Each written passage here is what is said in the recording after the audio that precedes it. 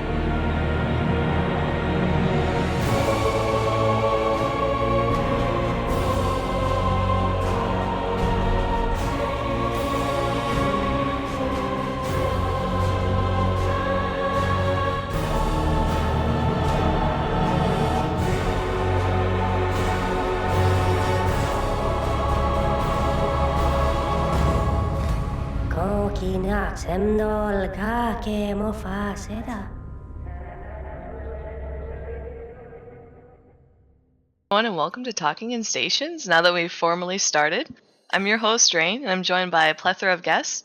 The first I'll introduce is Ben, our new engineer. So you will see him tediously working, and if there are any issues, such as not hearing my audio, now's your chance to tell him. Yeah, it's my fault. And then we have Arsia. You guys recognize her. She's staff and a routine guest here. Hello, Arsia. Routine guest. I haven't been on in a while. Hello, how are you doing? I'm good, thank you. And then we have Khaprice over here. Hello, Khaprice. Alright, and now I get to attempt to pronounce our latest guest and staff member's name. Astraeos? Did I say that right? Astraeos or Astraeos, it's fine. A lot of people just call me Khan. Sure. Okay. Welcome to the show. Oh, Khan, your last name. That makes it easy. And then last but not least, StarCasher. Yeah. Hi, thanks, guys. Alrighty, welcome. And as you guys can see by the title, we are going to talk about Factional Warfare, if it wasn't obvious with Arsia. But I want to make sure audio and everything is okay, I'm assuming. I haven't seen Nick complaining, so I'm assuming everything is good. Alrighty, sweet. This is awesome. But yeah, so we're going to talk about Faction Warfare. There's been some fight sets that have been happening lately in the Amarr Minmatar war zone. So we're going to talk about those, as well as some that even touched, I believe, in nullsec, but were Faction Warfare related. So, as the probably least educated person in the room related to Faction Warfare, does anyone want to go start with, like, how did this all happen? How did it start? People involved. Yeah, Khaprice, you want to go? I mean, it depends where you want to go. If by the nullsec thing you mean Unity Station in 9UI, that was built before Faction Warfare was released. It's kind of a relic of what Faction Warfare was before the actual game mechanics came out. Yeah, that's back when we had to do it all ourselves. That was something from when Astraeos Khan was heavily involved in Providence, fighting with CVA and such back then. Yeah, we went into Providence actually with CVA. CVA we used to arrange things with them, so we were sort of friends out of the game, but obviously enemies within the game. Right. So we decided together to go into Providence because at the time it was just unwanted space. Nobody was there. It was perfect for us, really. And so that station in 9UI, obviously 9UI being nullsec, but that was eventually what has happened, right? So you guys start out probably the teams you're talking about are like 20 years old now at this point, right? But oh yeah. But in the last month, the station actually died, right? It did, unfortunately. It was So nearly 18. Yeah, it So almost it, got there. It was nearly a grown-up. it started as an outpost. Was there any things of note that happened, like building it and putting it up in the first place as an outpost? Are you talking about the Citadel expansion? No, before that, because before it became the factional Fortizar, they were outposts in Nullsec, right? So In 2018. So tell everybody in the audience, and especially people who weren't familiar with Outposts, how you went about putting it up in the first place, right? Because a lot of people aren't going to understand Outpost mechanics and such. Oh, you mean when it was like the player-owned station, the original ones were just the tower? The pause. Yeah. Oh man, they were bolic. They were just, well, simply, you can still get them in the game now. This is a tower with a bubble around it, a shield, and you could anchor a co-op hangar, things like that, actually in space, and put weapons around them. They were really fiddly to actually assemble. But in terms of the Unity Station egg, because there's a monument there now for the station, regardless of it being dead, with nice Ushra Khan fist on it as representing the egg from when the thing was laid down. So, in terms of, did the pods get turned into a station, or was that a specific thing you had to do? No, it just happened. I can't remember though. It happened automatically, I believe. It was. We originally had multiple bosses that were around, like small one, which was surrounded by Death Stars, which were just bosses loaded up with guns, essentially at the time, the way the mechanics worked. And we had, and 9UI was the only place we could actually dock once it turned into a station. The first year it went live, that was the year of the pirate alliances that engaged us. So we put it up, and it'd only been up, I don't know, a couple of months, maybe 2 at most. And 3 pirate alliances got together and decided that they would remove us from that space. And they didn't succeed, thankfully, but it was a great time of fighting every single day. As soon as you undocked, there were people to fight. It was chaotic. Who are the pirates? Any names that have stuck around, or just old groups? I'm trying to remember who Against they were. all authorities, maybe? Oh, AAA were there, yeah. Well, AAA were blue to us at one point, weren't they? Yeah, they were actually with us fighting CBA. It's been so long, I can't remember. Yeah. So all I'm hearing is that Red Alliance actually was with CVA. Are you talking about one of them? It was Threat Alliance, PVA. I'm trying to remember who it was that came to us. Because I mean, It's been so long. In one of the fan fests, they have a lovely little museum for sort of the history of Nullsec and things. And one of the trailers that came out around then had sort of CVA versus Ushra Khan as one of the big conflicts from the time. I think it was Threat Alliance because they lived in a SAW, if you remember. That was that right before they changed the nullsec routes and systems and everything. A SAW was actually like the lowsec system right next to 9UI, and I believe they lived there. Yeah, because before we moved into 9UI, we set up originally in Naka, which is next door to that. Yes, oh my god, bringing back all the nostalgia. Yeah. So, because we had one of the first Fenriers in the game that we were trying to move all the gear in. So when they finally converted the outposts to the factional Fortizars, how did you get a hold of the Unity Station? So that was 2018, I think, when the switchover happened. And see, when I joined Ushra Khan and when Hoplite Brigade joined Ushra Khan back in 2016, we were always very low sec focused, but there was always knowledge that there was this stuff out in nullsec and the history to Ushra Khan. When the faction Fortizars started, when they were released, rather, yes, a lot of eyeing the station occurred. In terms of how we did it, we had a little picture that we put together for it with the main contenders with diplomatic victory. because it was more or less, we went down there. We were living in the area for I think at least a week before the exchange happened. But really, the place was a tad chaotic once the UVA had been kicked out. So. Well, yeah, once it was announced that the outpost was being faction fortizers, everybody jumped on everybody else they thought they could take just for a profit, right? The whole cluster was just people going, right, there are some. I mean, even my friends in Wormholes took some faction fortizers. So. Yeah, what I really liked what I really liked about it was that when we were having this fight, because it was obviously big news, we had people who were a long-time UK that had actually come back to the Alliance just for this fight. It was good. So they managed to win the outpost before the conversion to faction fortizar. Now I think you guys are like forever memorialized on the faction fortizar, even though it's dead. And we only just did it as well. All right. And an important of note, sorry I didn't mean to interrupt, we were actually fighting PL at one point too for the control of the station, so I mean that was pretty cool. That was one of the highlights of our alliances. We beat PL and I think CVA actually was working with them too. Yeah, because that was when PL was trying to take Pravi Block, because there were a lot of faction fortizars in Pravi Block and no one really fights Pravi Block.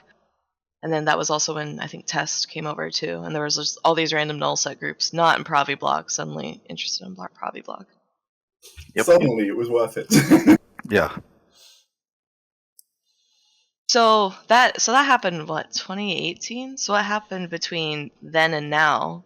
Like why are folks suddenly after Unity Station?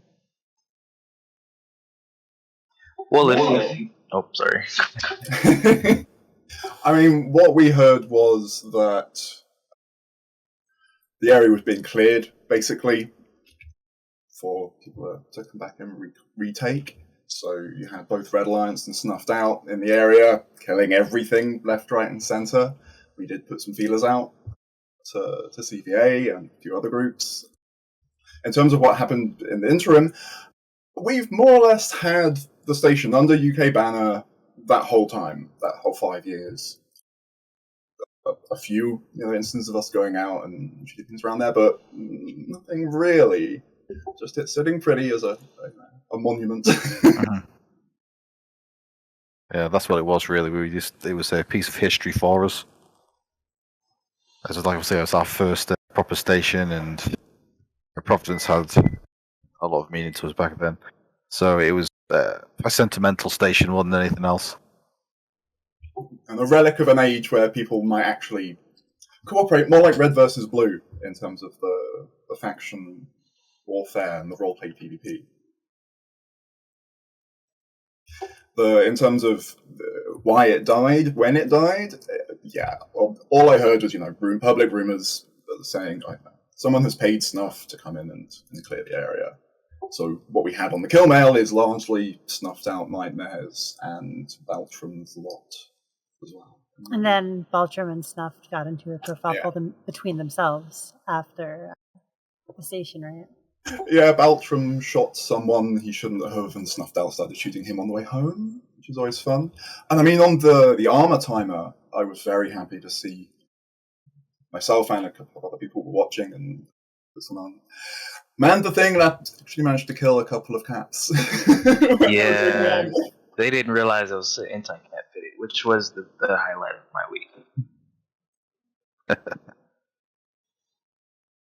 Yeah, I'm trying to find the kill mail just to show it off, because I think it's been a few weeks. Yeah, beginning of this month, I believe. Yeah. I could find it if you want me to, real quick. Yeah, if it's easy for you, I'm looking through stuff too. I'll just get a new scene so that we can actually show up stuff. I'll post it. I'll post it in podcast channel. Perfect.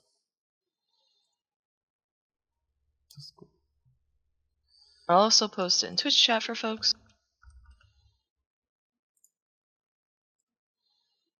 A faction for Arsia Khan. And you can see Red Alliance. Wait, is this it? Yeah, 9 UI. I don't see a lot of... Oh, there's Snuff. I have to scroll. My bad. A lot, a number of people did show. Some of the Amarr Faction Warfare guys showed up in, I think, Jackdaws, just to kind of shoot whatever.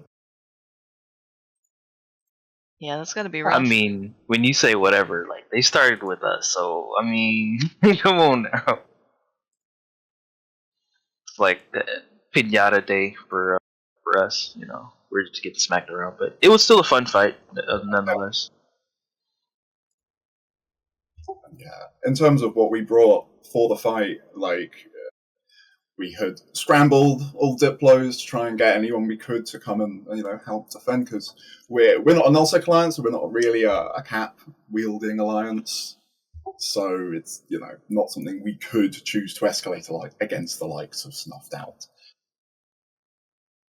So we took something fun, which is the shiny new Cyclone Fleets. Oh, it still works. I was gonna say, so Station died. Are Snuff doing? I was gonna say, or whoever's paying Snuff, I guess, or any of these groups, are they still going after Arsia Khan, or is this just like a one-time thing? They're like, hey, look, we can kill this thing. Let's just kill it, and then they're one and done. Yeah, I mean, Snuffed have killed plenty of other things before. Not the first time, sadly. Yeah, this is far from the first thing of ours they've killed, but that's just sort of low sec. They have gentlemen's agreements with some of, our enemies, so some of their stuff doesn't get hit so often, but... Yeah. So then what? So 9UI Station dies, but is that really the extent of adventuring in Pravi then, related to Faction Warfare? Well, no, I mean, there's always fleets going in Pravi, and there's always PvP fleets. It's just for this one structure. I mean, there's nothing really, anything else we have in nullsec, in that area, that will kind of like draw us into fights like that. But for roams and stuff like that, we are constantly going into nullsec and doing stuff. Well, one of the great parts of the filaments is that if you log on in the evening and you notice there's not much going on in the Warzone at the moment, you can just say, yeet myself to where somebody is and wind up in like pure blind or something and kill somebody. Right? Yeah. Yeah, and as I think you mentioned, the monument egg that's there will always be there. So besides, we only just got that in time because you had to own it when the change happened. It'll live on in your hearts, Khaprice, forever. Of course.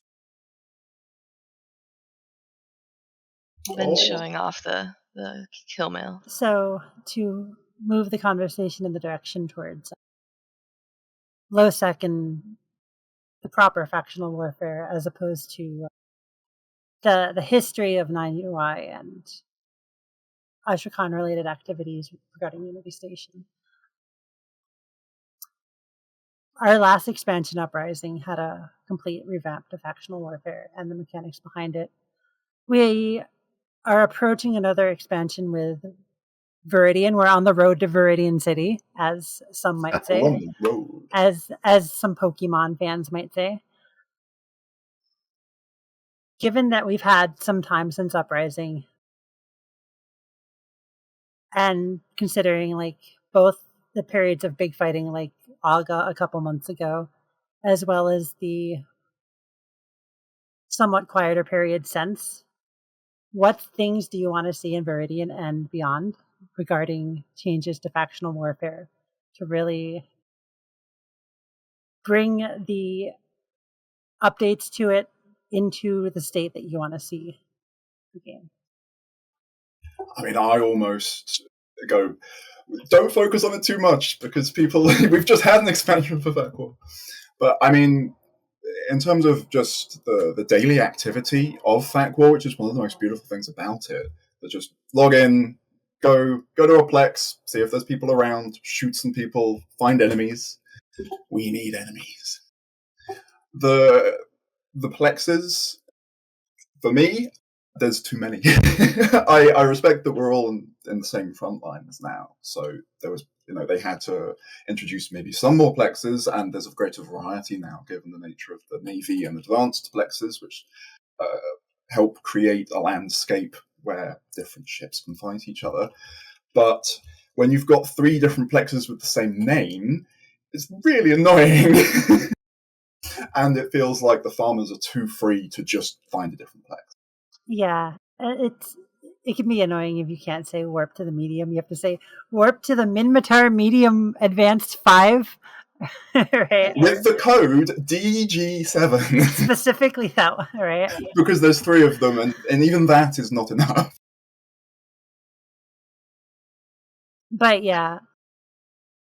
In terms of the fighting in the war zone and Uprising itself, it was fantastic for a great while. Like, at the start, when everyone was finding their feet and the battlefields were making more of a difference, I think that's one of the other things where maybe CCP rebalanced a little too heavily, because when the battlefields really contributed, that in itself was something that kept things rolling. So one of the biggest things that I see requested is an increase to the VP and the impact of battlefields themselves to kind of force people to fight over them. And I agree with that take myself. Both the VP and the contest, the other aspects of the system control. Oh, like the advantage. Thank you. Yes, yeah, that one. Because they were nerfed largely because of the LP. That you were in a situation where everyone was running to every single battlefield because the LP was so good. Right. And there were so many seagulls around just leeching the LP. And I'm very much like, yeah, leave the LP where it is, but in terms of the effect it has on pushing the system, the biggest thing that Uprising did was change the amount of time it takes to take a system from, you can do it in a day or 2, uncontested, to looking at more like a week. I'm not sure. I'm not good with maths. I mean, there was a week in between when the Amarr took Kernian and the Minmatar took it back. Yeah. So that's all. Sorry, go on. No, I was going to say, so you had all these changes, and they've been around since, I think it was like October, November, so a little over 6 months. So where's Faction Warfare at now? Because I think in the past it was released, some adjustments, and then stale for 10 years. But now we're 6 months in. Do you think there needs to be more time to see how things adapt, or should there be changes that are desperately needed to kind of revamp how it's done? In terms of, adjusting Uprising, I sort of feel like that is almost going to be a constant thing in terms of the way people adapt to things. In terms of our Warzone, because I'm very mindful of the fact that we're only half the story, the first 4 months were chaotic and glorious. There was so much fighting. Both Vard and Alga, which were important because of the seasonal faction event, were both sieged for months and months in the run-up to the current lull which we've had. Minmatar Militia, for the first time, has a very active US time zone, and that's not something our opponents are very used to. There is somewhat of an imbalance in the sides of the war zone. Minmatar are doing quite well on our half of the board, but on the other half, the Caldari really outnumber the Galente. And do you think that Galente being the only faction unable to use Jita without getting shot by cops plays into that, or is it something? That's one of my areas. I very nearly didn't go to the 20th celebration in Jita because I don't like that they held it there rather than Ulai. Doing something like that, which nominally is for all of the players of this game who've been playing for 20 years, but not those guys. That just gives me a bad feeling. Back when it was both Minmatar and Galente who were barred from Jita, that was different. That was, half of people who have gone in FAC war, fine. And sure, it's a smaller group of people again. This is just Galente militia. But that's still a fairly sizable amount of people who couldn't do something like a live event there with the police. In terms of the day-to-day FAC war, people use ults. That's very much something you do with your haulers once you get far enough in, to have ults to do things like hauling. But it's definitely going to have an effect on Galente militia overall. Yeah, I don't think it affects the hardcore players, because if you are really, really super, super invested in Eve, you have alts, you have a corp, you have all sorts of ways to get around this. But I think it does really have a big impact on casual enlistment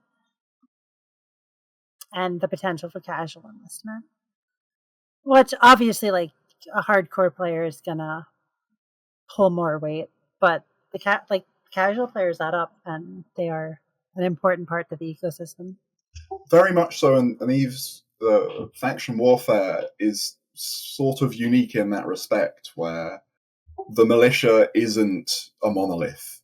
And it always amuses me when people try to talk about it in that way. And obviously, after 8 years or whatever in a militia, you start to get some bleed where you're going, oh, those are Amarr bastards.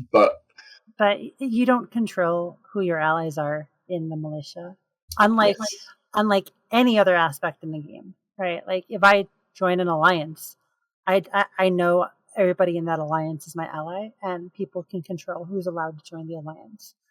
And a lot of the... Sorry. I was going to say, if you want to join a militia, anybody else in the game who has the standings can join it, right? Especially with direct enlistment now, yeah. Yeah, so, like, if there's, like, a terrible, terrible person, like Super Mega Robo Hitler joins one of the militias, it's not like the other people in the militia could have stopped them, right? Mm-hmm. And there are some problems with that in terms of I own the Minmatar militia Discord, and you're always going to get some friction in terms of different cultures and different time zones having different views and things, but by and large, the majority of people, I feel, can sort of go, okay, this is a video game. Well, yeah, the thing you can do is you can stop them from accessing the shared services like Discord, and you can shoot them in game even if you can declare war on them if they have a structure. Yeah, and that's certainly something where you'll get different alliances within, say, Minmal going, hey, these guys here, this is an Amarr farming group, they're Minmatar Corp, can you war deck them so that we can kill them? Or just general raid walkers too. I've noticed a lot of that happening where Amarians will use like a Minmatar alt, and then they'll gank you with their Minmatar friendly. And it sucks because they can maintain their standings pretty easily, but that's just the weird, complex nature of faction warfare. And low sec.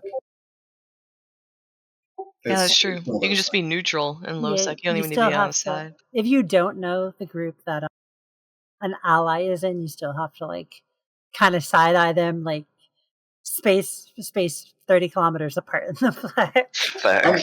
And even if a purple has started shooting you, it may not be because they are deliberately AWOXing. It may be a newer player who doesn't have the... Like, when I first jumped into the militia way back in 2012, the first thing I saw somebody read on my overview, it was totally friendly. But the default overview had, like, low sec status above enlisted in your militia. And there's multiple different ways that can go wrong. If you have someone's criminal, you've got a criminal timer from shooting a neutral in another plex, so I'm seeing you as a pirate. Or outside of a plex, because now they get suspect timers for entering. That's why I love the new overview update they did. I don't know how long ago, but where you can click and share them now, and you can have it makes it easier for new players in Fleet if That's a great improvement.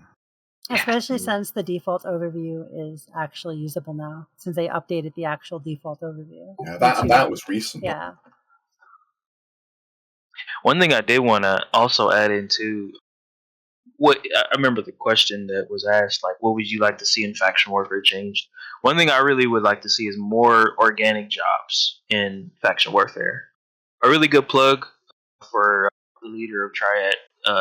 He uses a website called Pandora, and basically what it is this on like LP Market where he posts jobs for like hauling or for like certain things, and people can go on the website, for example, and say, hey, I want to sell this ship, and you get like I don't know how the system works, but you get like LP for plexing and key systems too during like sieges. Like, killing like X target and Y system. It's really dynamic. Yeah. It's amazing how he set it up, but the site is great. It's just really slow. That's the only problem with it. But if like CCP could add it to where like the agents in doing faction warfare missions just gave you other stuff besides go to X system and kill 5 transports. Like say for example, mine this resource and trade it to us in the station. So I feel like what? Now on that note, the campaigns such as the recent campaigns to steal the data from the various other empires in their home space. What do you think of campaigns that tie into factional allegiance that are maybe targeted at people outside of the factional warfare game loop, like the recent campaigns? But the thing is, I feel like those things kind of keep people from the outside of faction warfare. I would like to see campaigns that makes people join the faction, and then they do those jobs. So, like, say for example, like you're saying, do things. I didn't really do the campaigns myself, but if one was to be made, like say, mine 3 million tritanium and turn it into the TLF station, I feel like if they were to improve that system and allow people to join the faction and then accrue LP points that way, I feel like there would be more targets in space, and then you would have a lot more newer players having other jobs rather than just doing LP all day or mining. So you're saying that if those activities had like LP reward if you were enlisted? If they had deep, I'm doing a terrible job explaining this, but I feel if CCP created a system to where those people who wanted to do those activities, but inside the militia, I feel like that would improve faction warfare a lot. Yes. And I mean, in terms of pushing advantage, there has been a little more of that sort of thing. I'm not sure if it landed how they wanted it to. Well, you're talking about the signatures, right? The signature, yeah, where you get the little things to make the propaganda structures. Yep. And also just the sites where you go to push the advantage through combat. Right. It's an additional thing you can sort of do solo or keep an eye on. But the data stuff, I was expecting to see more of that. Especially with the release of like the Fleet Probe and the Navy Magnate and all that. And now the Metamorphosis. That's true. In terms of the faction campaigns, which were very much this style of, right, you need to go out and mine in the Kaldari war zone, which, again, that maybe was a little different to what happened on our side of the faction campaign whilst that was live. Oh, you're talking about the pre-Uprising. Yeah. Where ours were like Vard, Egmar, and Turner, and fight. Go, fight. Yeah, which was the most amazing motivators. The fighting in Egmar was nuts. Yeah. And the way in the lore, so many people involved wouldn't have known because it's in the text world news, but the Amarr were blockading the system, so that not letting civilians out, so that when the star burped, when it had a coronal mass ejection, that people would die. Yeah, they had little news stories of Turner 1, the planet closest to the star, and all the nomadic people that lived on the planet. 07 and they the all nomads. fucking died. Yeah. There was the build up to that sort of felt like maybe they would have been saved by the Triglavians or something, but I suspect that if that had been the case, we would have heard about it by now. In terms of Turner and the faction campaign and the climax to that was one of the most amazing things I've seen in the game. It was really good. Just really spot on. Yeah, I really I'm very glad it didn't happen to 3 systems, and a lot of Minmatar died. So in character, very bad thing. But out of character, fucking hell, that was amazing. I remember all the hype around because you could actually see the sun explode as a player in the game. Everybody took damage. Yeah, that was super cool. And Fortizards died that were anchoring on the star. Which was just one of those very sandbox things where it's like, we have announced the exact time and date that this star is going to have a coronal mass ejection. If you choose to anchor a large citadel right next to it. You have players. Oh yeah, we do like explosions. The faction campaigns are an interesting one, and certainly have fed a little into the current lull in our Warzone, in terms of there are currently 3 things on my plate. We've got Faction Warfare, we've got the faction campaign, and we've got the 20th anniversary seasonal event. So there's a lot going on, but I'm not sure if it's affected the other Warzone in quite the same way, given how Caldari are rolling. So the thing there was that during the first series of factional events, the Caldari, the Minmatar, and the Amarr succeeded in their events, and the Gallente did not.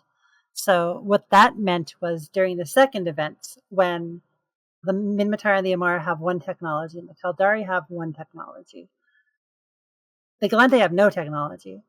You have to steal the other technologies that you don't have from the other races.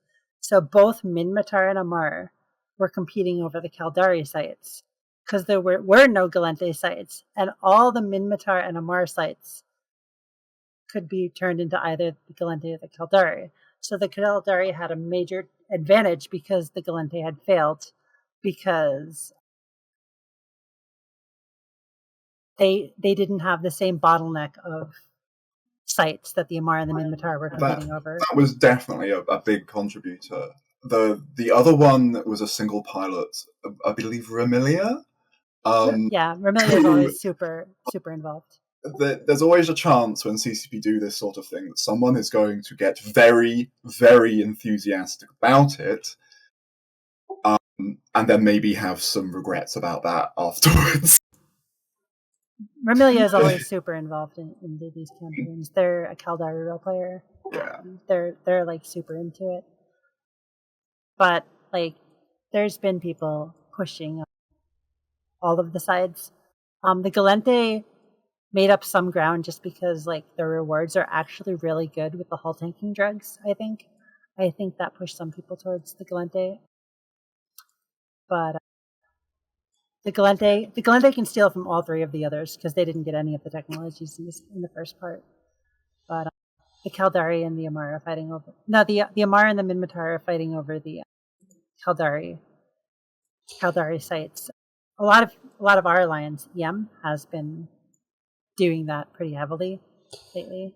Okay, but is there like a due date after which like the other empire won't be able to get the Shipcaster technology? No. That's an interesting question. One thing we did see around when the Caldari were finishing theirs was that CCP were almost, very nearly, not quite ready for how fast the Caldari managed to do it.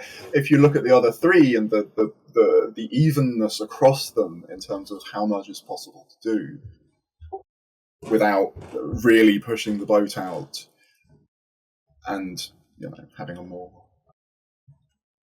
a better position to start from, then we haven't got any sort of a date when it would finish, and that's something I wondered about at the start in terms of at what point do you say, right, X has failed this? Because one of the big things in these faction campaigns has always been a matter of, right, can you actually win or lose? Because with the building of the Stargates, the new Stargates, that was quite something that was very much frowned on. Do you think that like the next expansion would be a good due date to say, okay, now time's up, sorry? I'd almost, if it was me, and I'm glad it's not, I would almost be waiting until the last person. So 3 have it, right? No, you're last. You don't get it, right? I feel like that would make players really upset. I mean, the thing is, the initial perceptions of the Shipcasters that it needs tuning at least to be particularly relevant. To be useful. Yeah. And I mean, in terms of faction warfare, yes, one of the reasons, say, Electus Matari, who I am in as well as Bushra Khan, in case anyone was confused by my t-shirt,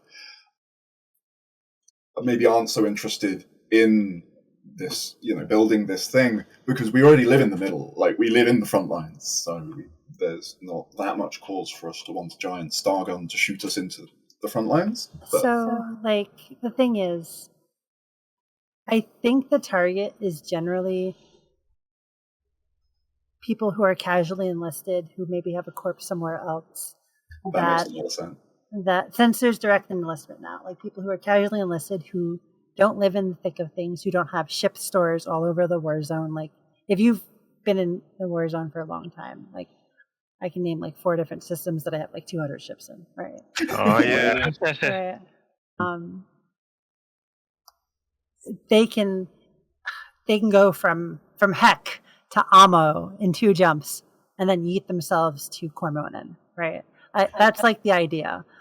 But like in practice, if there's this thing that is camped that you can't actually defend when they reinforce it, why you just go like the extra like 3 jumps through Lizek, right?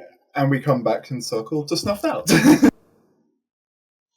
And like even if you're going to use it as like a catalyst for fights, it dies too fast to save it, right? Like, Yeah, but can you use it like you use like a Titan bridge in nullsec, so that you secure it, then you got like a bunch of people directly enlisting to one of the faction, and then you get in with a bunch of people to like push an objective.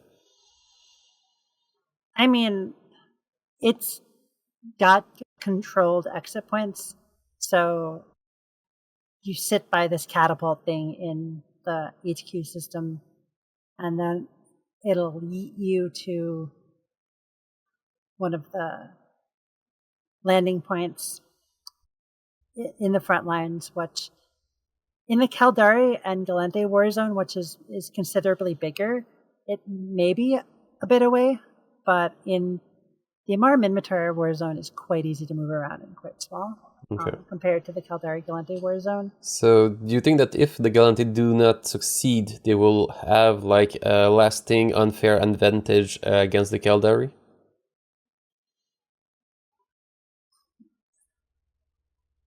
Like, you'd have to see how it plays out. Like, it's funny because it might just be that everybody succeeds eventually, but we'll see. Because we do have that situation with the Stargates, where the Stargate was going to flip Galente between... Stargate. Yes, there was going to be a special Stargate that would flip between Galente and Caldari, depending on the point of the system. Yeah. But only the Caldari finished their thing, so that's sort of only half of it. So it's either turned off or on, I guess? So, like, if the Caldari own the system, it's on to Caldari space. And if the Galente own the system, I just think it doesn't work. Yeah. And you'd sort of be looking at a similar situation. That's Athenon, right? Yeah. Athenon the Seminuni, I think. Is that accurate? I think that we can see it. We only see it in game, I think. Oh. Well, Seminuni is high sec, so it's high sec to like the back ass. Yeah, this one here. Caldari, low sec. Where's the front ass? Old Man Star. Of course. Oh, I want an anime of Old Man Star so badly. I guess that's the front ass of Galente low sec, right? Tama is the front ass of Caldari. Oh god. But as you say, the 2 war zones are very different. With Intaki, I know a lot of the Intaki role players are very happy in terms of Intaki becoming high-sec Galente, but that was very much something that needed to happen in terms of cutting down that war zone or expanding ours. Geographically, they're very, very different. Geographically, they're incredibly different. Like the Galente Caldari war zone it's much bigger. It's got some really strange geography and just how the constellations are laid out, and it connects to nullsec in addition to the high-sec areas. Yeah. The Minmatar Amarr war zone is smaller. I think the geography is more straightforward and, quite honestly, better. Yeah, I mean, there's 3 pipes between the 2 war zones in the Minmatar Amarr war zone, and that has been largely the focus of the front lines, which has been something which, I don't know, maybe worked too well in terms of those really specific three sets of 2 systems that go between the 2. And the Minmatar Amarr Warzone, it doesn't connect directly to nullsec itself, but you can go through Amarr highsec to Providence pretty quickly. Which is something we've done a lot in the free run, yeah. Yeah. So with the Amarr Minmatar Warzone, I heard there was some fighting around Ashked and Terraran. Did I say those right? Yes. Terraran, the Amarr took about a week ago, I believe. Has that been like an intense battle over those, or is there any significance of those systems? So, I mean, largely at the moment, you've got a split between the north and the south. What we're seeing on screen at the moment is sort of the south, just in terms of how it's laid out now on the new Faction Warfare map when you look at it. The north, since the Amarr relinquished Ugidi, where Turner is, deliberately stopped defending it and moved out, the north has been pretty much quiet and farming. In the south and in the Amarr half of the Warzone now, around that area with Tararan and Sosan, that's where a lot of the flips are occurring for the systems. Whereas around, say, Alga and Kormonen, that's very much at loggerheads, where they're not taking Alga, we're not managing to take Kormonen as yet. So all of the flips that are occurring are in the sort of back end of the Amarr. I think that the last super big intense fight was Alga. Yeah. At the end of it, lasted until the end of March, maybe the very beginning of April, and then it kind of died down. The Minmatar secured Alga. There's been intermittent fighting in Kormonen, but it's mostly disorganized, and just it's pretty decent volume of fighting, but it's not a concerted effort by anybody really. I think. And I think the reason why also you're starting to see a lot more activity with Ashgate and Turner, not so much because there is anybody combined fleet pushing those systems. Ashgate it's and more Terran. Sorry. Yes. Ashgate and Terran. It's more because those systems are frontline systems, and to capture those systems, those people are plexing in those systems mostly too. And that's why you're seeing a lot more activity in versus Kormonen or Ezer in the back end where people plex there, but they don't actually capture it because those are technically command systems. Or command. I mean, the most notable thing about Terran is that it's next to Arzad / Starkman, right? Because that's Starkman. Yeah, Starkman is / Arzad is the Minmatar and the Amarr name of the system. In game, you'll see it listed as Arzad.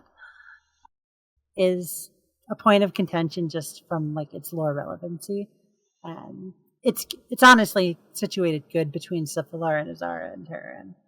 You can get around the Warzone pretty easy from that central point. It's very much a favoured camp spot for the Amarr militia, that gate in RZ on the Azara gate. Don't a few Amarr Corps live in Terran, or didn't they stage at one point, Flooded? Who are the other ones? I mean, that's ancient history at this point, right? Fredit is they were there, 2013, 2014? I know we've staged out of Tararan in the last 5 years. We had that Citadel on yes. Arzad Gate and Terran. We had some good fights over that.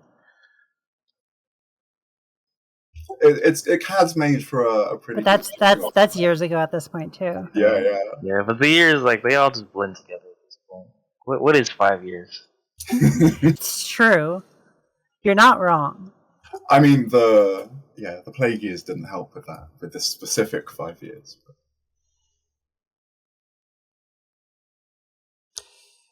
But yeah, so with one thing I did want to also add to the reason why I also like the Minmatar and Amarr Warzone is this: you really can create some serious bottlenecks with how the new update has changed things to where these frontline systems are really the only way you could push the system. It really kind of does create these awesome pipes to where like you were saying with Aga, I believe it just causes a whole bunch of fights, and that's awesome because you don't have to go 20 jumps. Whereas before, when I was new in Faction Warfare, you would have to go 20 jumps to find a plexer who would just run away. Nowadays, you could just go to one of these frontline systems and get instant, which is awesome. With that being said, what Khaprice said earlier about there being a lot of plexes, that maybe the farmer can just run to another one of them instead. How would you discourage But how would you encourage fighting over farming if you could change anything?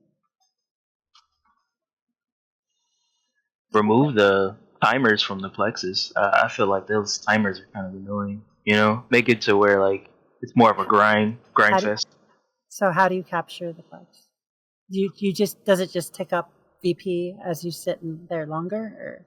It's like a progress bar. So like whenever you're playing like an online game, you sit on it, and the longer you sit on it, it fills up and it captures. And if somebody comes, they can. I mean, it's kind of like how the timer works now, except if you get kills too, it picks it up faster. So and maybe rollback as well. Although I have heard pretty good arguments on either side for wanting rollback or not wanting the timer to roll back to 0. right. That's true. So what people mean by rollback is right now you sit in a plex, the timer ticks down, and you see somebody in D-Sacn because you're outside of an acceleration gate. You warp away.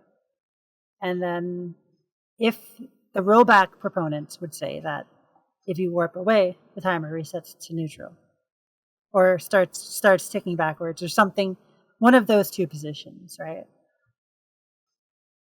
So you basically undo what progress you made by leaving. And that would discourage people from leaving. Yeah, and that could be naughty, I can see that, but again, it's one of those things where I'm like, well, it could be naughty, but that might have been something to try with Uprising, but again, given the nature of Eve and the legacy code, I dread to think what actually doing that might. So the other side of the argument would be like, okay, but what if somebody's coming in with overwhelming force? Why can't I back out, regroup some friends who are over next door, and then come back in without getting super penalized? And the capacity for pirates and neutrals, filthy neutrals, to interfere with our factional warfare. I mean, for me, I would almost like to see harder rats,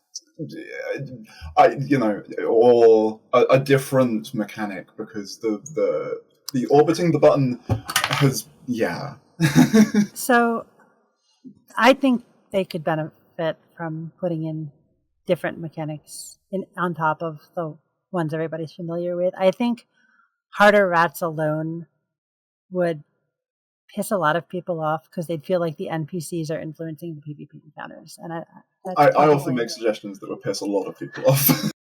I mean, but that would also deal with flexors too. I mean, harder rats making to where they can't fit, nanofibers or stuff that makes them align out faster. Make it to where they have to fit armor plates and repair mods. Even if you're like a quad plate at a baton, if you're behind an acceleration gate, you can align in time. I don't think that's true. And I mean, sorry, go on. No, you go ahead. Nobody was voicing up. I was going to say, I don't know if I like the idea of harder rats, because there is value, I think, in Faction Warfare being the only place you can truly get a 1v1. And I think players really appreciate that. But maybe you have harder plexes or more valuable plexes that do have harder rats. So instead of, I'm going to go into front lines. Not front lines, battlegrounds. Right. I almost feel like it's the nature of defensive plexing, maybe, rather than both even, because what to my mind this would be trying to combat is the habit, the gameplay that a lot of people do in terms of leaving a blank frigate in the plex and forgetting about it. I've done that. Which is almost one of those things where if someone is doing that with their 5 characters, you sort of have to do it as well, right? It's Yeah. It's the nature of EVE mechanics where that's acceptable.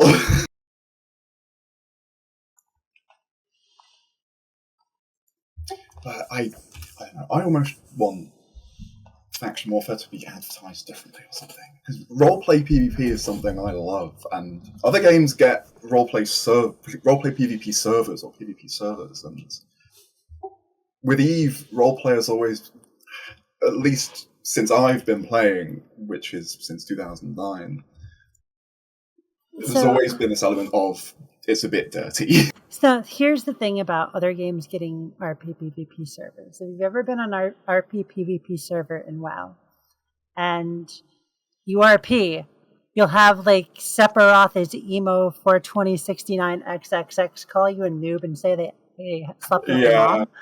Right? Like, there's no enforcement of RP on RP servers. Like, at least with Eve, the way Eve is set up as a sandbox, most of the the way you refer to stuff in character is also the way you'd refer to stuff out of character. So Eve is set up in a unique way that RPers and non-RPers can talk to each other just on a normal level, except you're going to have different motivations. So, like, you're talking to each other with the same words, and one person just says, "I want fight now," and the other person says, "I want to drive the Amarr from Cormonin," or whatever, right? And you understand each other at least, right? And they still call you a noob and say they slept with your mom, but at least you're speaking the same language. And you can block that guy. You should definitely block that guy. You can block that guy's alliance. You can definitely block that guy's alliance. So, Khaprice, I kind of want to circle back to what you said when you said you want like faction warfare advertised in a different way. Do you think so I'm thinking, I know Khan brought it up of like new players. Like, is faction warfare at all advertised to new players? Like, hey newbie, do you want like a continuous motivation? Instead of talking to an agent, why don't you go fight the big bad evil guys or whatever? I mean, funny enough, the new player experience, I think maybe 3 iterations ago, did exactly that. Point people at Fac War for a PvP experience. Which at the time, everyone sort of looked at and went, oh wow, really? So, this being before Uprising. I think that one of the things people like about factional warfare is also one of the things that contributes to people maybe not seeing it as visibly as some other aspects of the game. When you're in factional warfare, and whether you're directly enlisted or whether you're in a group that focuses on it, most of the time you are smaller and less organized than something like a nullsec alliance. And to some degree, they kind of suck up all the air, right? Like, you go on Reddit. The worst time to ever go on Reddit is when 2 nullsec groups are fighting, because it's all like bad memes about like how much the other one is terrible, right? And it's hard to even talk about other parts of the game sometimes when like a billion eagles did something for 17 hours and the servers died, right? And like that's just what everybody's talking about everywhere. And then Kotaku publishes an article. It's like the entire GDP of the United States exploded in EVE Online fight in FWST. Whereas even the 17-year-old station dying in nullsec doesn't make the news because it's Fac War and more related to that. I mean, one thing I have noticed since Uprising is more special interest groups, SIGs. I had to learn a new term because these people were coming in and saying, oh, I'm in this SIG. And I'm like, sorry? SIG is a new term for factional warfare? Special interest group. Faction warfare is now using the term SIG, which was commonly used for nullsec groups. No, I think it's that nullsec groups have SIGs that enlist. Yeah, there's been a few. So, like, you sometimes see, I saw somebody in Dow before we went out roaming yesterday that was friendly militia, didn't recognize the name, looked at them, oh, Pandemic Horde. Okay. That's fine. Direct enlistment, right? So, here's a question that I do want to ask. So pretending like I'm a new player, right? And I'm listening to the stream, and I'm a little bit interested, but I don't know exactly how faction warfare could be seen as unique or in a compelling gameplay. Like, what are some of y'all's interesting things about faction warfare that you would find unique and compelling versus like HiSec or NullSec or any other wormhole corporation? So one of the biggest strengths of factional warfare and that area of space to me in general is the increased amount of terrain that, like the plexes that have ship restrictions, that are dead space on the outside. The fights, like for the Navy plexes that don't have T2 Logi, these sorts of things give you fights that are completely different than every other fight in Eve, basically. Like, any Citadel fight anywhere is going to have people escalating the same. You either have dreads that escalate on the facts or you don't take the fight. Whereas if you're all entering a medium Navy plex, you got to use Navy cruisers, right? Everybody is kind of forced to play around the restrictions and to play around the terrain, whether it be dead space or whatnot. Acceleration gate, being on the inside of the gate is an advantage. And that's something where, with the battlefields, when they were still sort of worth doing, I really liked, because, as you say, no Tech 2 Logi makes a big difference, and no pirate battleships makes a big difference, because you can't just bring a Nightmare fleet who you cannot catch and can just shoot you at 150 kilometers. It's kind of like Nullsec got a taste of it when the ESSs were introduced, because they're dead space with a gate that has restrictions.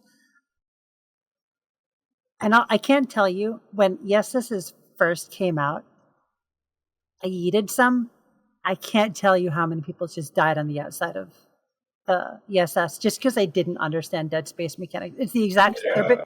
ESS is basically just a plex in nullsec that has a bubble inside. Yeah, but right? There's bubble in nullsec. So yeah. Yeah, there's the scram bubble inside. But on the outside, it's just the outside of a plex, like 1-to-1, right? So it's dead space, and people didn't know stuff like you can't warp to your friend on a dead space grid, right? You can't combat probe a dead space grid. Also, I think that some people don't get that in Factional Warfare there's also like a whole PvE section to it that has to do with the blitzing missions, but also like the iHub upgrades. How does that work? The iHub in Factional Warfare, you donate LP to it, and you get some higher system level that 99% of people ignore it, and the 1% of people actually do it and get. It used to be different, like before the tier system was removed, because the levels of the systems contributed to the tier.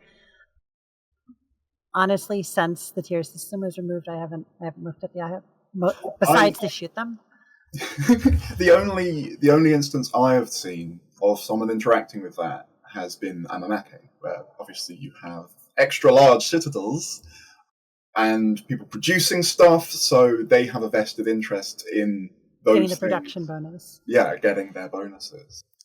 Other than that system, that isn't something I've seen anyone interact with. In terms of the missions, that's so true. In terms of the missions, yes, the level 4 missions are sort of the primary way people would make ISK through Faction Warfare. Back in the day, you would be a bomber. Nowadays, it's 5 Talwars. Not Talwars, 5 Jackdaws. They were nerfed pretty hard, though. They were. So, the thing about the missions is they never contributed to the ecosystem of Factional Warfare or the PvP surrounding it. They're basically something that nobody can interact with you with, because even the friendly rats would shoot you. And for a long time, they used to be the apex way of making LP. Just, you had like 3 Dramiels running around and 3 Jackdaws behind them. Yeah. Dramiels would pop the sights and the Jackdaws would run them. And it's one of those interesting dichotomies as well, where CCP viewed Fac War through a lens of people doing missions for their faction with a sort of a taste of territory control as well tied into it. Whereas the majority of people who stuck with Faction Warfare for 10 years were there to fight and actually, PvP, which was always a strange one, where it feels like a lot of things Uprising was addressing were sort of tied to. Okay. A lot of things Uprising was addressing was CCP trying to readjust their view of Factional Warfare to be in line with that of the players that participate. So since Uprising, there's less targets in like a PvE targets to shoot at on like a PvP point of view? So you can still do missions, but they are not the apex way to get LP anymore. They are very nerfed compared to running the plexes. So there are NPCs in the plexes, but they're mostly to make sure you have a fit in the offensive plexes and make sure your enemy has a fit in the defensive plexes. You don't even need a fit. Battlefields have NPCs that you actually need a little tiny bit of logi for, but in most circumstances, the NPCs are tuned so that they don't really influence the PvP encounters one way or another. And the battlefields are sort of 3 plexes rolled into one in a strange way. But in terms of... There's those sites Khaprice mentioned earlier, the signatures. Yes. They have some rats that you deal with.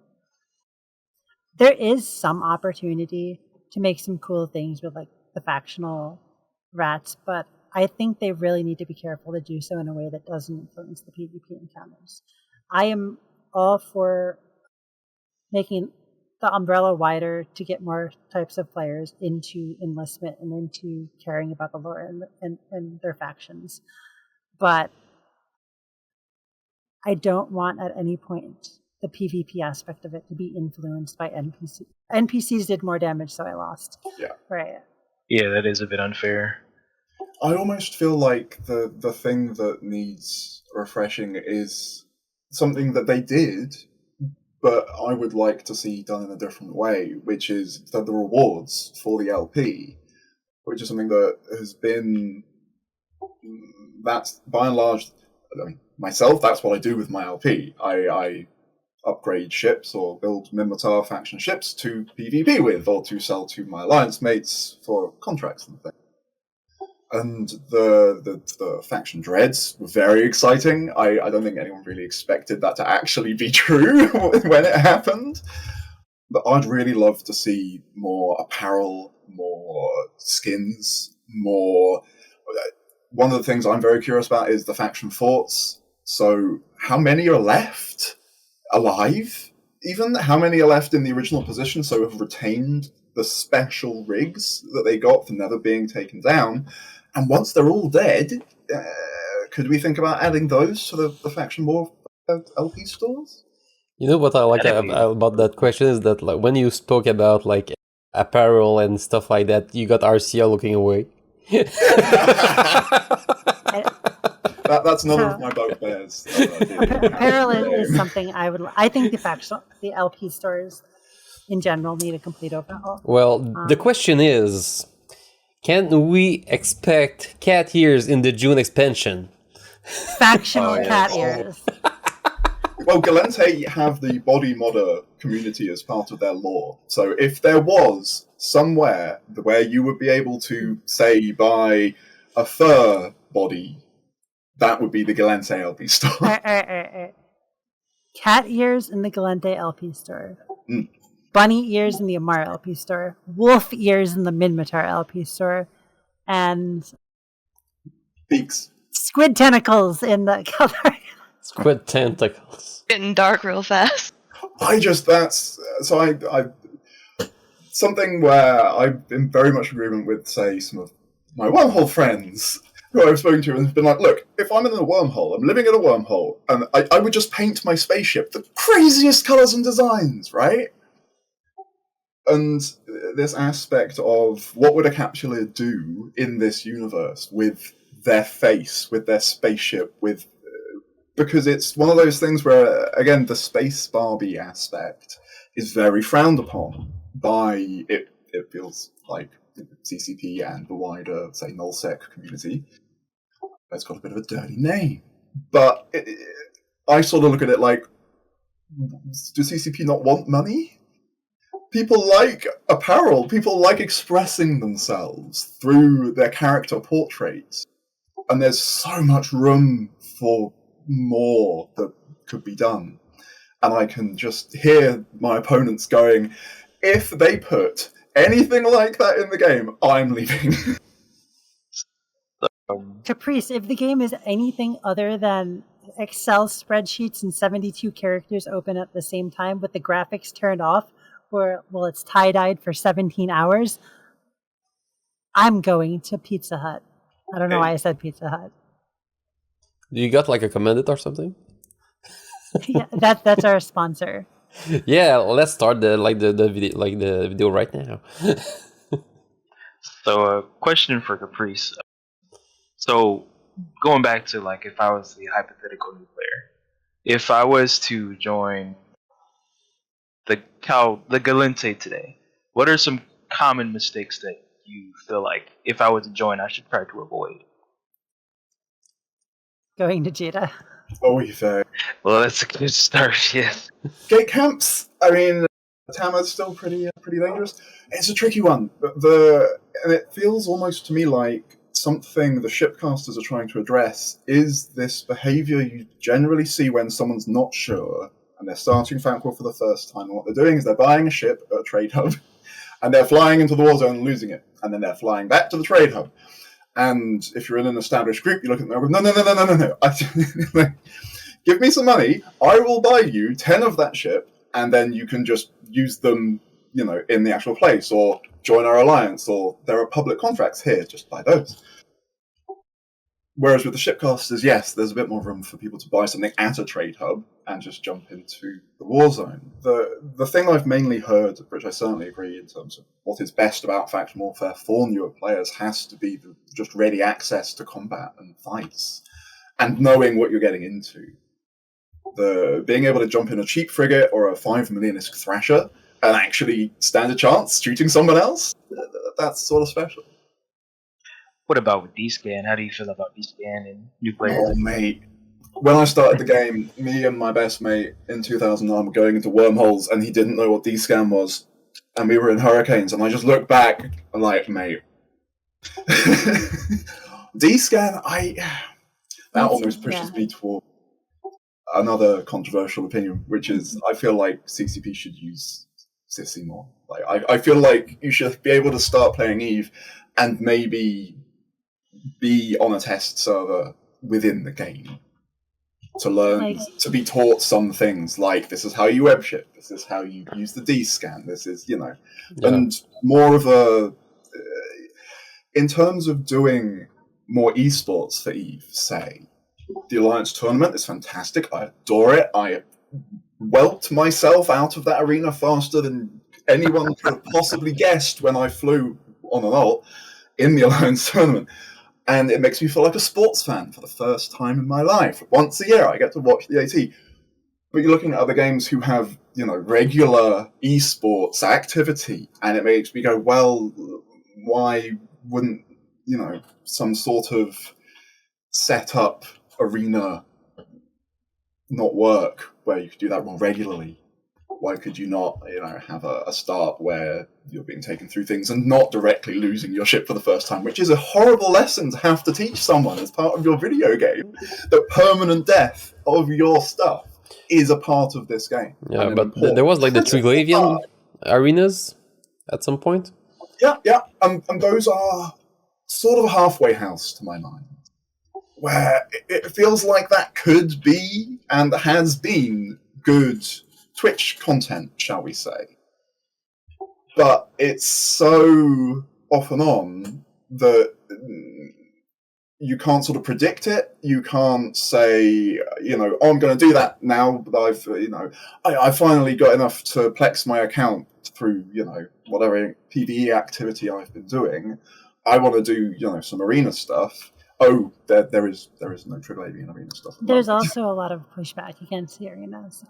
Yes. In that they are instance PvP, which is very different than historically what Eve has been. But we have instance PvE now. And that's where I look at the whole, the way that mission running, like level 4 mission running in HiSec, which used to be the standard way to make money, has now been sidelined into, well, you just do these filaments, no one can even touch you. Yeah. I mean, people don't like the Abyssal PvE either, because you can do the higher levels in HiSec and be totally safe almost. Yeah. Yeah, but at least now, they got the suspect timer if they are into much high security systems. I think for the top level, yeah. Yeah, just for the top level. You can still hide in like 0.5 and be fine. My IS goes. But like 0.5, you can get them with a few catalysts. Isn't there the thing though where you just jump into another one and cycle it round until they've gone? No, there's a point, there's a timer. You got a few timers. You can anchor a depot. Yeah. If you anchor a depot on the thing, they can't go into another one next to the depot. No. But the interplay between PvP and PvE itself it's still pretty safe. Right? Yeah, because the arena, I see them like as really like a combat situation, like as everywhere else in Eve is more like a hunt situation, where you need to hunt to get your combat, or well, maybe if the prey doesn't escape. And the other one, like the instance PvP, is actually like just fight for the sake of fighting. Damn Triglavians. Hmm? Triglavians, yeah, the Triglavians are just monsters. Triglavians are sentient nanite paste. They dissolve when you take the mask off. That's why we've never had a body. But to move things back onto topic. What Khan was saying, mistakes that new players make. I think one of the biggest one when people join Factional Warfare is having their overview set wrong, which we touched upon before, where they shoot their friendlies because they're suspect timer or something. D-Sacn was touched upon, and D-Sacn is, in my opinion, the most important skill in the game. But it's especially important for Factional Warfare because you want to know who's in the plex where before you go into it, so you don't hit an acceleration gate. And it's like, I'm in danger, right? Unless it's a medium advanced, in which case, in case there's a curse, yeah. But having that awareness, being able to descan quickly is important for like everything in the game. I caught a carrier in Satogas once because I was able to find it on D-Scan, drop combat probes right on it, and warp to it, right? When it was doing a level 5 mission. Yeah, but Arsia, what is D-Scan standing for? Directional scan. It is one of the tools basic on every ship you have. You open a window, you set an angle, you look at something, and it will tell you, if you have the settings right, what ships or whatever sort of thing you want to see there, whether you were looking for wrecks or ships or posses or citadels or whatnot. Which is tied to your overview, funnily enough. Yeah. So you can like hold down V and click on your overview to see if there's something in the range of your D-Scan. Yes. And whilst that's such an incredible tool. Yeah. The directional nature of it is one of those things where, as a hunting tool, you will restrict the angle to go and hunt someone. If you're sitting in a plex in Faction Warfare, generally you'll have it on 0.1, 360 degrees to just let you know whether anyone's about to come into the plex. So it's like a bubble around you that just you pulse each time you press V. That's so or whatever fantastic. your hotkey is. Yeah, V is the default hotkey. V is the default hotkey. I like it on a side mouse button. I like middle mouse. Yeah. I like it on the space bar button because I'm in the wormhole. Well, I have it on a mouse 6, and I just keep hitting it over and over and over and over. The worst thing with even muscle memory is when you're alone in a system and you are still D-scanning. Oh, I do that. It's just muscle memory at this point. Well, yeah. What's worse is when you're in high sec and you're like... yeah. You're in a wormhole because there's always a cloaked Loki behind you. Yep. High sec is scary. High sec is the worst. You never know who wants to shoot you. There's just all these people everywhere. High sec it feels like the most dangerous because you just don't know. You know where you stand if you're in low sec, if you're in a wormhole, if you're in null sec. But high sec, that guy could be in a battle badger. Right. So, one question I did have. Sorry, I didn't mean to interrupt. So I'm just a hypothetical new player today. So I'm just dumb, useless, and not dumb. Sorry, I'm just confused, not knowledgeable, and useless. And one thing that's me normally. Anyway, sorry. Getting back to it. So if I was, to example, wanted to join up with, say for example, a fleet, and I just joined the TLF today, what are some ways that I can either, maybe find like a hypothetical fleet that the militia has, or is there like a chat system that I can communicate with, Yeah. So if you're enlisted in militia, you will see on your fleet finder fleets that are open to militia. Otherwise, there are discords dedicated to the militias that you can join for your respective militia and find fleets that maybe aren't open to everybody, as well as groups to join, like Astraeos Khan, or on the Minmatar side, Astraeos Khan fleet. Or even if you're direct enlisted and not in one of those groups, you can join their fleets usually. There's also a militia channel in game as well, isn't there? Yeah, there's the militia chats for each faction. It's a good point too. But one thing to be aware of in terms of you've just clicked enlist me and you've got that militia chat, a lot of people will have the blink off with militia chat because it's guaranteed and known that there will be spies in there looking at what you're saying. So in terms of OPSEC, a lot of people don't even use that militia. Yeah.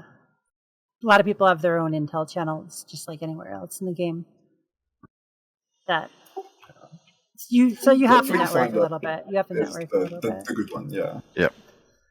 Through Fleet Finder, you can get in the Fleet Message of the Day. Hopefully, we'll have a link to a Discord where you can then talk to people. Getting on comms isn't 100% necessary, but again, be aware it's pretty necessary to at least. Your FC is not reading the Fleet Chat. If you're typing in Fleet Chat, generally speaking, there isn't that sort of level. An FC in a structured fleet will expect you to be at least listening. If we have a deaf member in the fleet, I will assign somebody else to type out commands for me. Otherwise, nobody's reading fleet chat.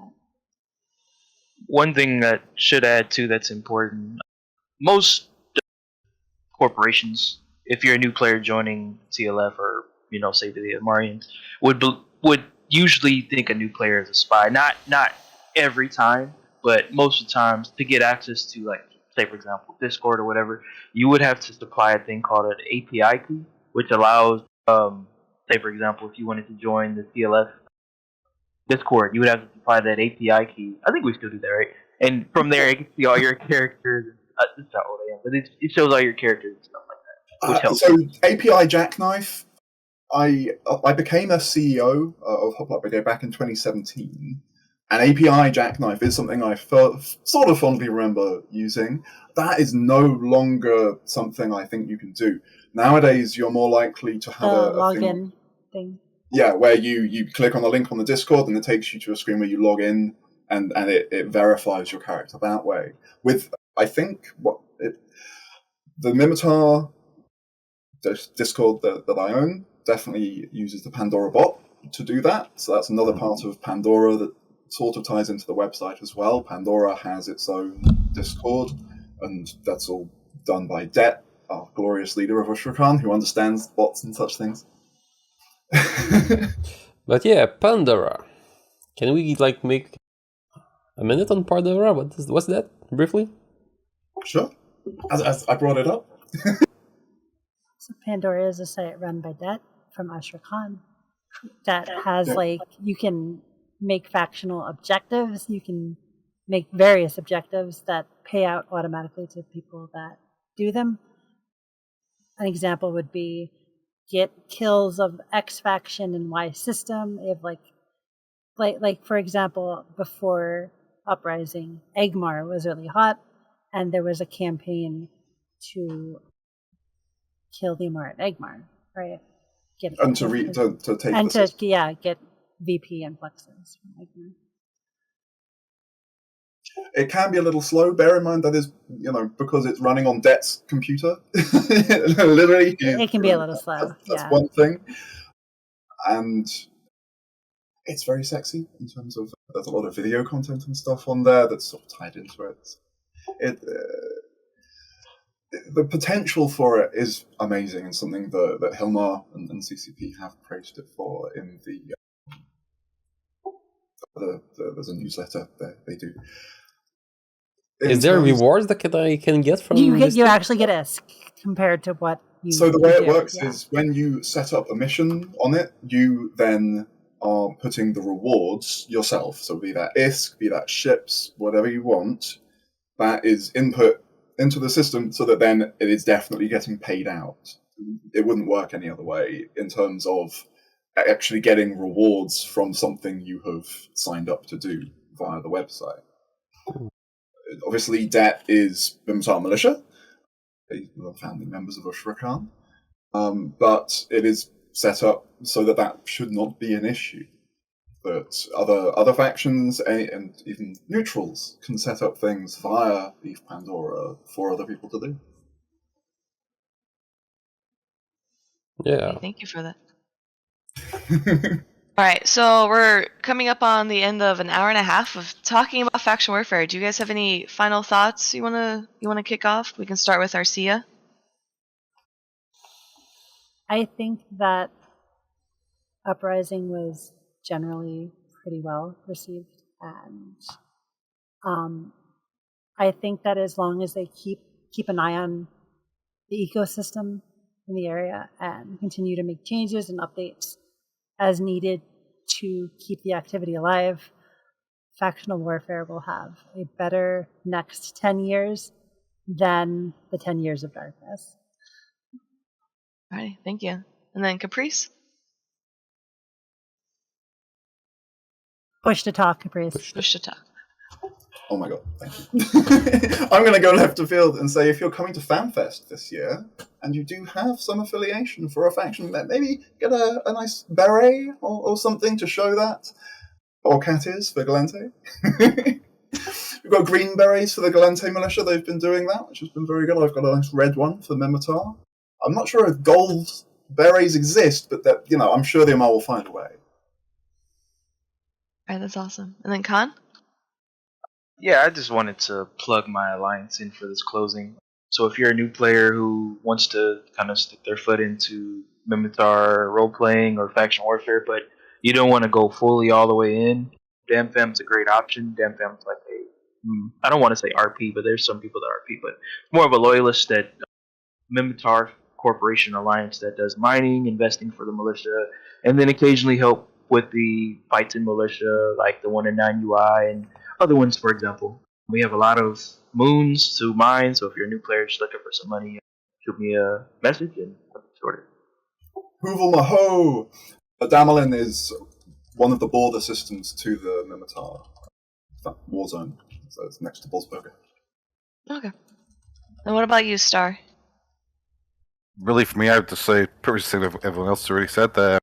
If you're new to this and you want to get in, I really think Factional Warfare is a good thing for new players who want to experience PvP, because if you jump into something like nullsec, you're going to be getting blobbed all the time, and while in Factional Warfare blobs do occur, and then you're certainly not immune from them, you do have the opportunities to have small fights, and even 1v1s do exist in Factional Warfare, which is something that I personally think is great in the game. So Awesome, thank you.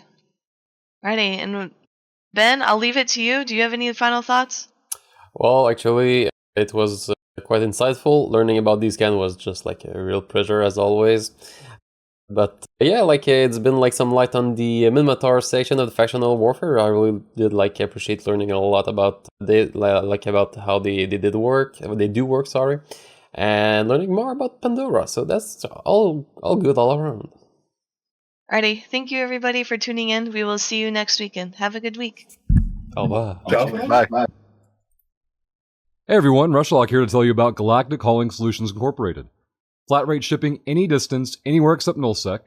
Simple, 210 million ISK will move up to 4 billion in value and up to 360,000 M3 within 72 hours. If you have any questions about further details, go to the in-game channel GHSOL in-game and ask there. HiSec Buyback offers 90% JITA anywhere in HiSec. Simply go to hisec.evebuyback.com, appraise your items, create a contract, and get paid quickly.